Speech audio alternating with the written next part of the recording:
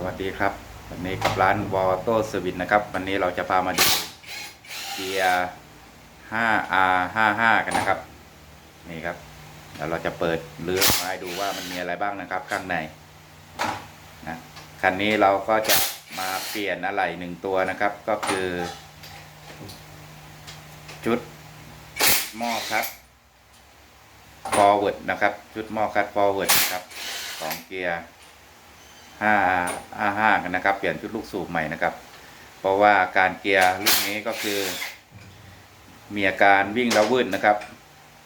วิ่งแล้ววืด2 3 4นะครับเกียร์5ได้นะครับประมาณว่าหม้อคัดจับไม่สนิทนะครับก็เลยจะลื้อมาทำการเปลี่ยนลูกสูบใหม่นะครับเดี๋ยวเรามาดูกันนะครับ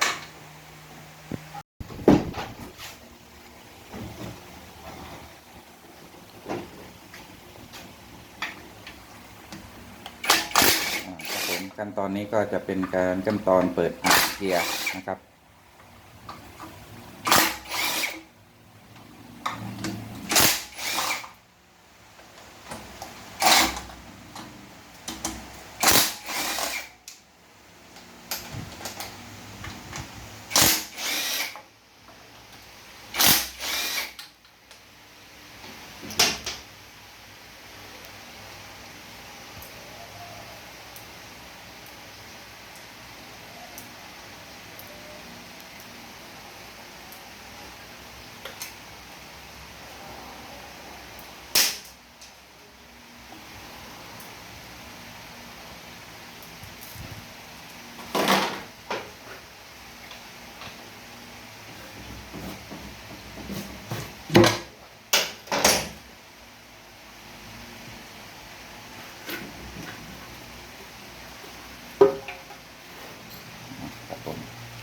ก็เปิดอ่างออกมาเรียบร้อย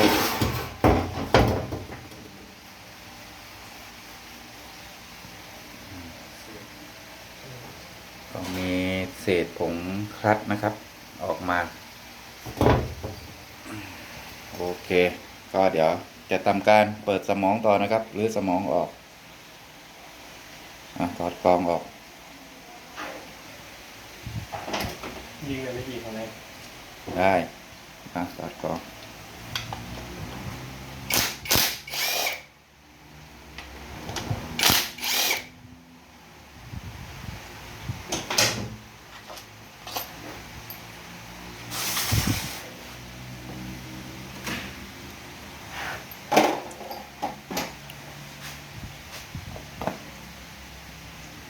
วางไว้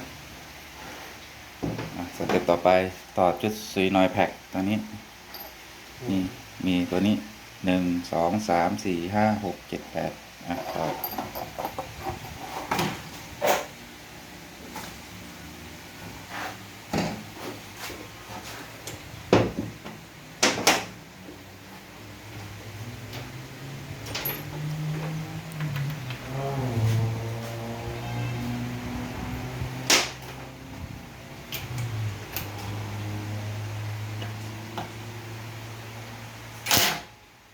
เอาให้ดีหัวให้ตรงเบอร์ดิ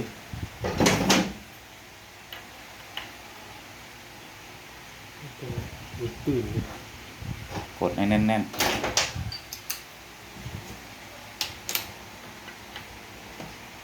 ใส่ลงไปให้มันสนิทก่อน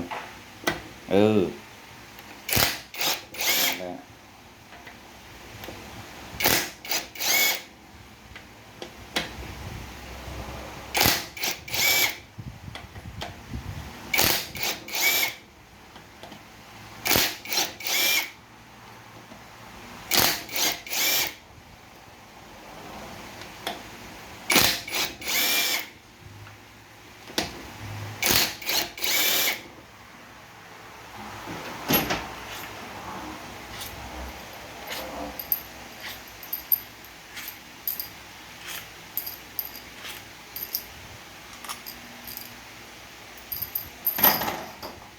ทีนี้ดึงจับจากข้างล่างขึ้นมา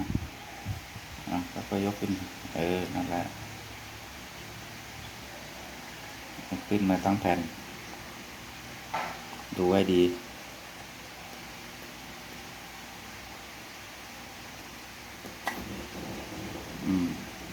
วางไว้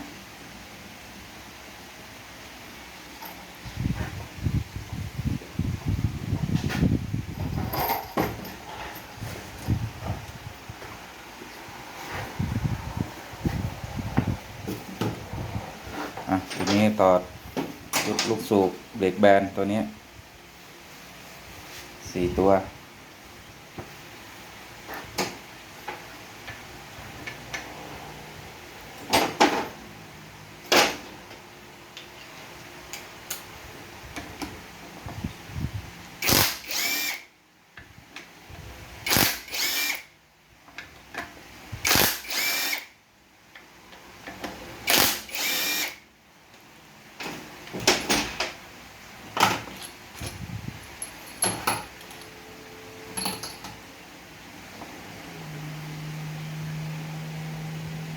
วางไว้โอเคเสร็จแล้วจะเป็นสเต็ปต่อไปก็คือจะรื้อตัวเรือนวาล์วออกมา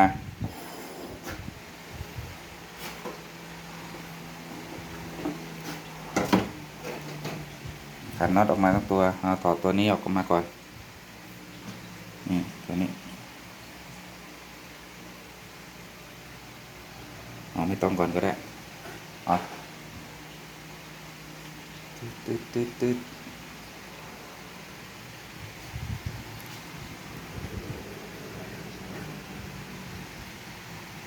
กายทั้งหมดเลยน็อต1 2 3 4 5เนี่ยทั้งหมดเนี่ยกาย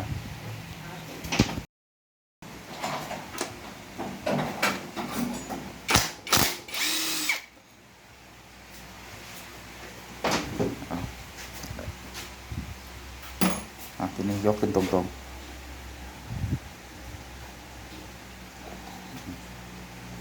ยกไปเลยไปวางหายไป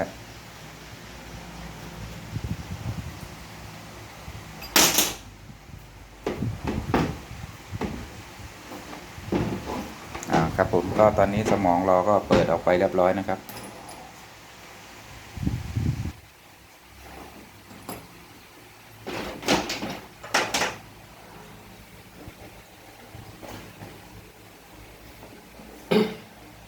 ก็ประมาณนี้นะครับสำหรับชุดของวาล์วบอดี้นะครับก็ออกไปเรียบร้อยครับ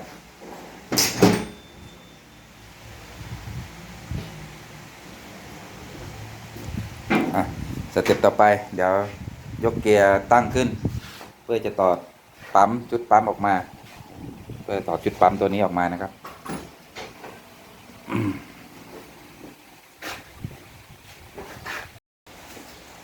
ครับผมตอนนี้เราได้ตั้งเกียร์ขึ้นมาแล้วครับก็สเต็ปต่อไปเราก็ต้องต่อปั๊มแล้วทีนี้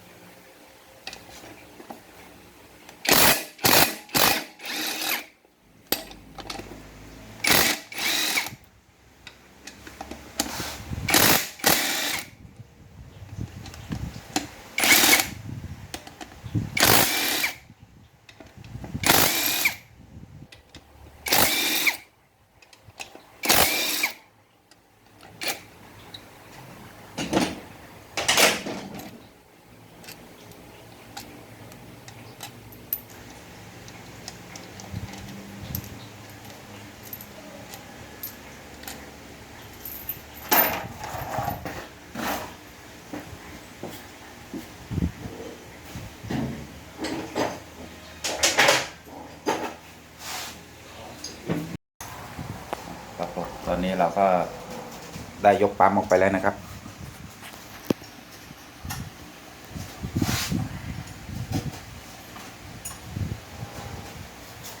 นี่คือ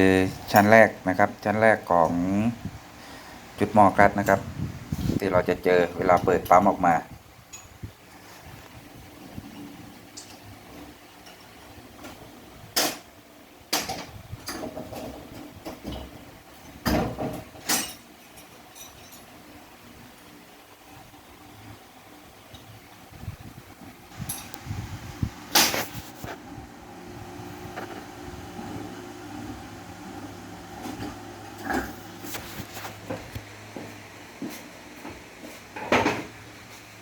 เอาไปวางไว้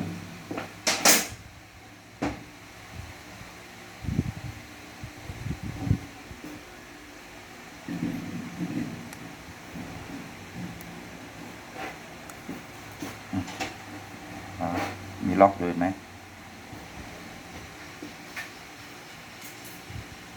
สเต็ปต่อไปนะครับ เราก็จะต่อชุดเบรกออกนะครับชุดลูกสูบนี่เอาตัวนี้ออกก่อนชั้นแรกมีกิ๊บล็อกต่อลูกสูบเบรกแบนนะครับตัวนี้เดี๋ยวเราจะถอดออกก่อนจะอยู่ชั้นนี้มันจะล็อกหม้ออยู่นะครับถ้าไม่ถอดก็ดึงหม้อขึ้นลำบากครับ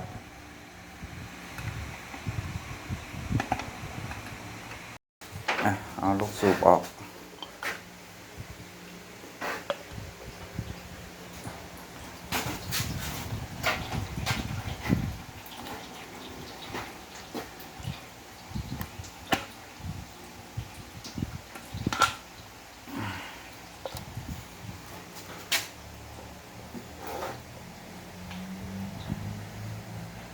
เอาเหล็กแหลมไหม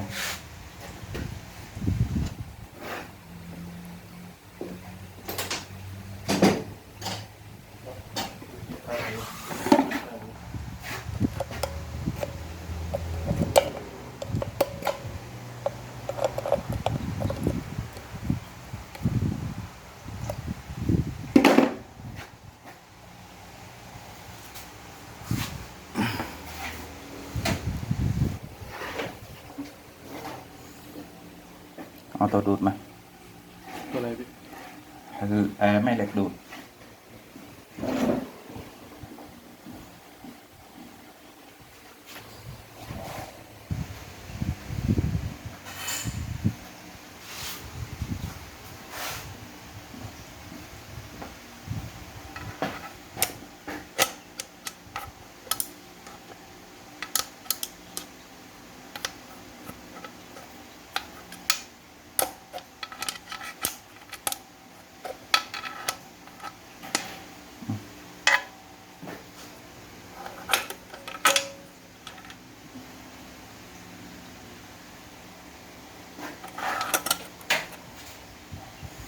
ยกชุดหม้อนี้ออกอันนี้ไปวางไว้ก่อน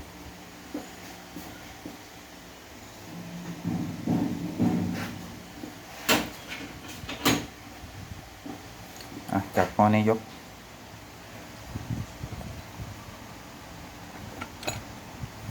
เดินไปไปหายขึ้น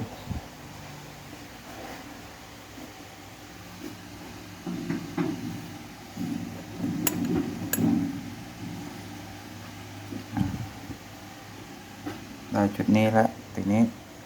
มันก็จะมีจุดเฟืองล็อกใช่ไหมนี่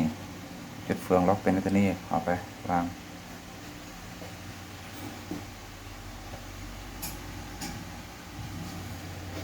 ทีนี้เนี่ยยกจุดเฟืองไปเน็ตตัวนี้ขึ้นมาฟังเอาเป็นกั๊กนี่ออกก่อนเป็นเบรกออกก่อนเอาไปวางไว้นี่อยู่ในใช่ไหมเนี่ยจำหมายเลขไว้เนี่ยแบบนี้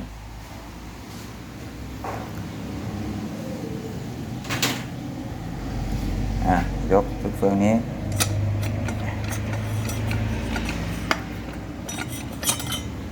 ไปวาง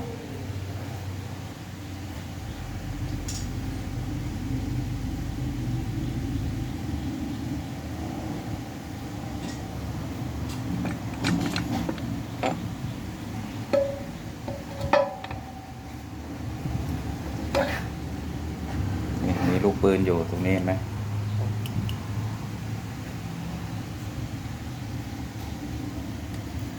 ชุดนี้ก็เป็นชุดลูกปืนรอง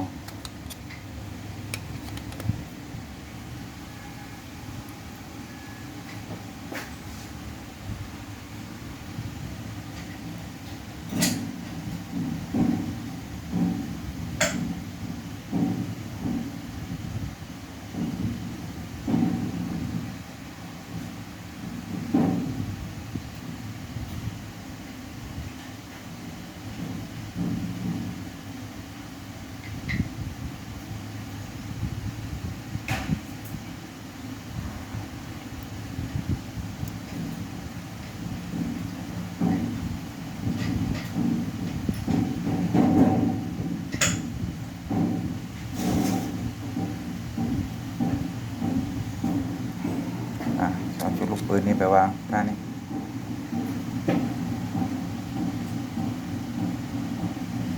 โอเคพอถึงชั้นนี้มันจะมี snap ring อยู่เห็นไหมแงะ snap ring ออกแล้วก็มีน็อตล็อกอยู่อีกตัวเห็นไหมตัวนี้จะมีน็อตก็ต้องอยู่ฝั่งสมองมาขันออกฝั่งด้านนี้เห็นไหมเนี่ยช่องรูนี้คลายออก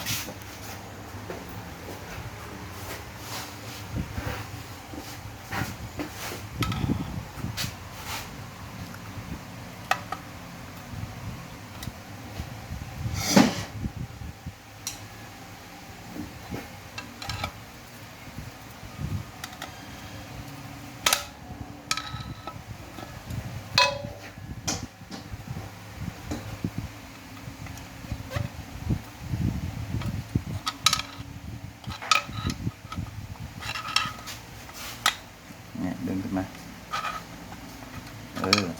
ดึงแล้วก็แงะวนไปเลย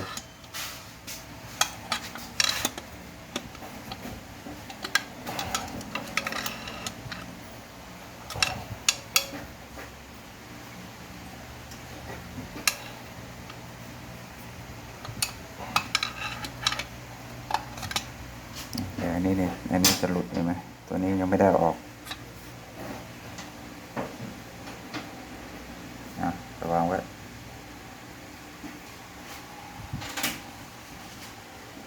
ไหนดึงเอาแงะออกไปแงะแล้วก็ดึงเนี่ยเลยครับ เนี่ยดึงอย่างเงี้ยเอาดึงขึ้นมา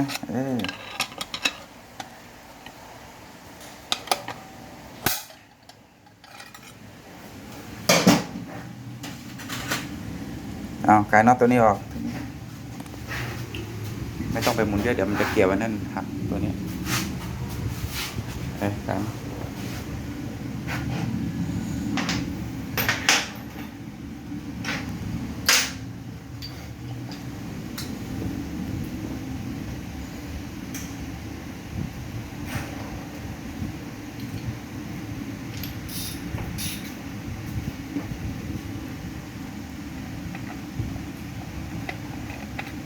เบอร์ที่พอดีเบอร์เมื่อกี้ที่มันกันสมอง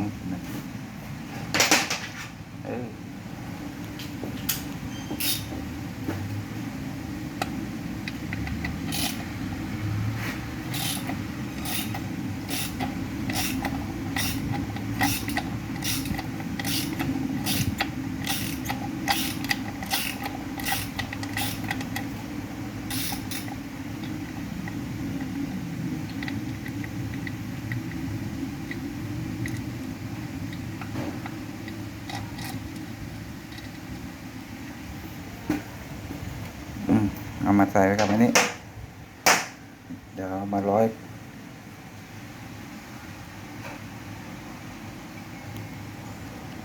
เรียบร้อยทีนี้ก็ดึงขึ้นมาอย่าให้งัดดึงขึ้นมาแบบเบาๆเบามือที่สุดค่อยๆหมุนขึ้นมานี่ติดตรงนี้ใช่ไหมเรายังไม่ได้คลายออกเนี่ยตัวนี้มาคลายตรงนี้ออกเนี่ยตำแหน่งมาร์กเรามาร์กไว้แล้วกันตัวนี้ตัวใน เอาอะไรมาขีดอีกทีดิตำแหน่งเบรกแบนถ้าเราตั้งไม่ดีตั้งตึงไปหรือว่าห่างไปก็ไม่ได้เบรกตัวเนี้ยมันจะทำให้การเปลี่ยนเกียร์มันเพี้ยน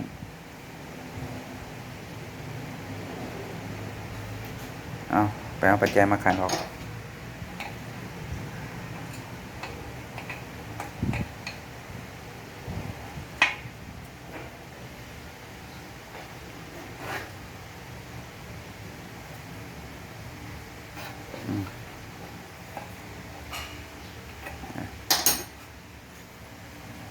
หมุนออกไปห้ามหลุดออกไม่ได้หมุนไปเลยเอาเห็นไหมพ้นเหลี่ยมแล้วเราก็ดึงอันนี้ขึ้นมาปึ๊บเอาไปวาง ตัวอะไรวะ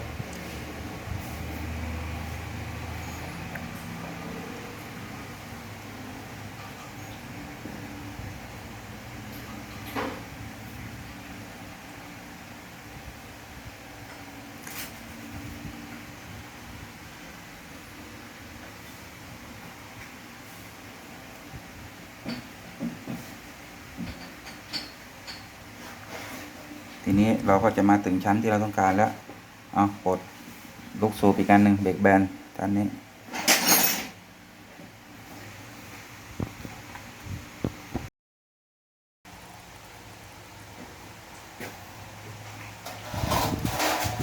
ต่อชุดเบรกออกมาเรียบร้อย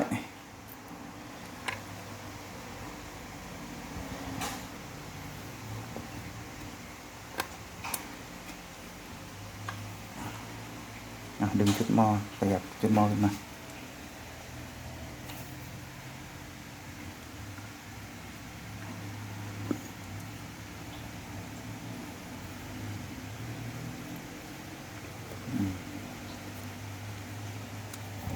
มีตำแหน่งจับเลย อืม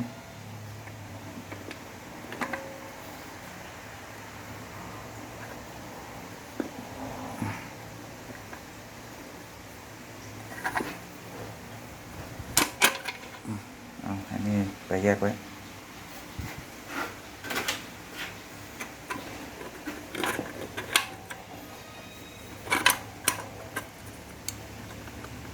เอาจับ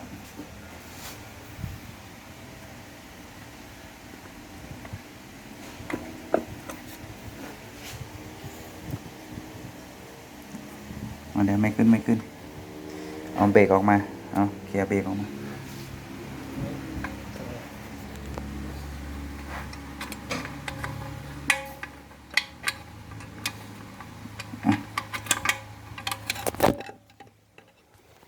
เอาแผ่นนี่อะไรออก เขาเรียกเบรกแบน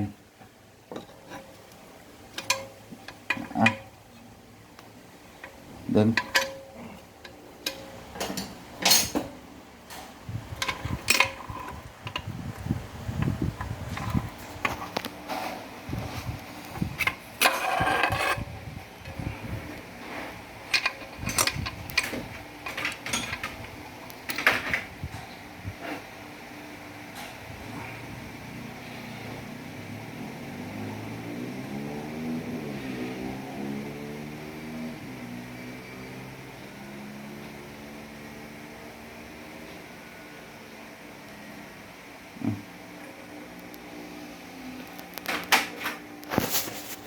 เอายกหม้อนี้ออก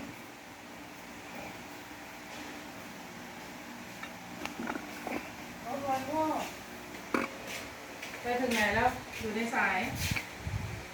เหลือล้างถังน้ำมันยังไม่ได้ล้าง อย่างอื่นเรียบร้อย เรียบร้อย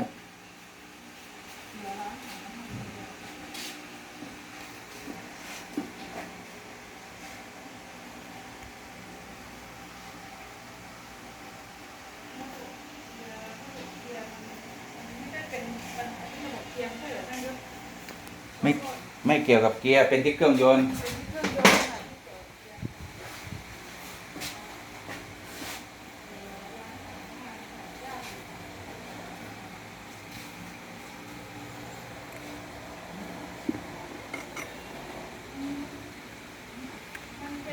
เนี่ยแบริ่งเห็นไหมแบริ่งโอเคเราก็ หรือลงมาแค่นี้นะครับ ชุดที่เราจะเปลี่ยนก็คือชุดนี้ นี่ชุดนี้ ชุด forward นี่ครับเห็นไหมความเสียหายอยู่ตรงนี้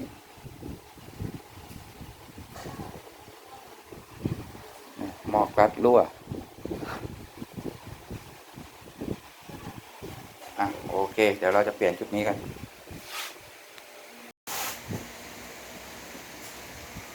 นี่ครับลูกสู่วันใหม่นะครับ ที่เราจะเปลี่ยนก็คือหน้าตาจะอยู่ประมาณนี้ครับเราจะเปลี่ยนชุดนี้นะครับ